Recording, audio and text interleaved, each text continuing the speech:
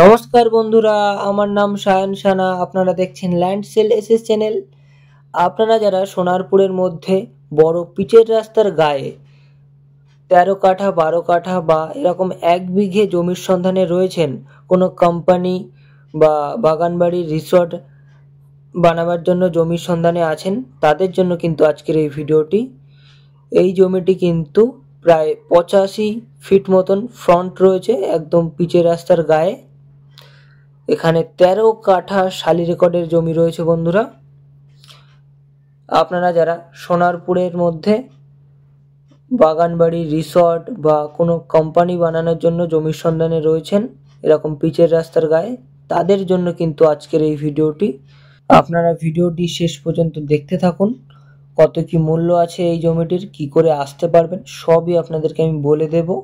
আর এই সোজা করে কিন্তু সীমানাটা চলে গিয়েছে, বাউন্ডারি ওয়াল কিন্তু করা রয়েছে বন্ধুরা। দেখুন, আমি আপনাদের জুম করে দেখিয়ে দিচ্ছি, আরও কাছে গিয়ে আপনাদের দেখিয়ে দেবো পুরো জমিটির সীমানা। দেখুন, চারিপাশ একদম বাউন্ডারি ওয়াল করে কিন্তু সীমানা করা রয়েছে, একদম স্কোয়ার জমি রয়েছে বন্ধুরা। দেখতে পাচ্ছেন, চারিপাশ বাউন্ডারি ওয়াল করে ঘেরা রয়েছে। একদম 16 ফিট চওড়া পিচের রোডের পাশেই কিন্তু আপনারা এই জমিটি পাচ্ছেন। এই সোজা করে একদম স্ট্রেট করে কিন্তু সীমানাটি মেন রোডের গায়ে চলে এসেছে। আর এখান থেকে কিন্তু যদি আপনারা 3 থেকে 4 মিনিট হেঁটে যান, বাইপাস রোড পেয়ে যাবেন। সোনারপুর টু গঙ্গাজোয়ার যে বাইপাস রোড রয়েছে, বাইপাস রোডে কিন্তু এখান থেকে আপনারা পৌঁছে যেতে পারবেন 3 থেকে 4 মিনিট হেঁটে গেলেই। এই জমিটির লোকেশনটা আরও ভালোভাবে আপনাদেরকে আমি বলে দিই।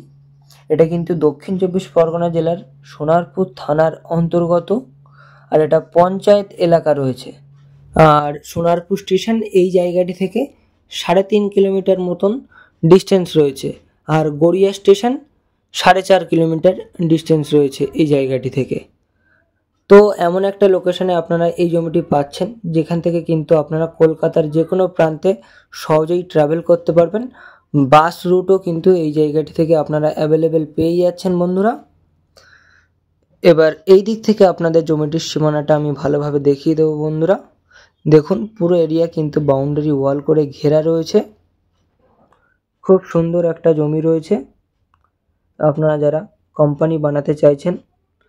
আর আপনাদেরকে জানিয়ে দিই, এই জমিটির আশেপাশে কিন্তু প্রচুর কোম্পানি রয়েছে, যেমন বিস্কিট তৈরির কোম্পানি, কেকের কোম্পানি, এবং খাবারের যে পেটিতে করে কিন্তু খাবারগুলি যায়, কার্ডবোর্ডের যে পেটিগুলি হয়, সেই পেটি তৈরির কোম্পানিও কিন্তু এখানে রয়েছে।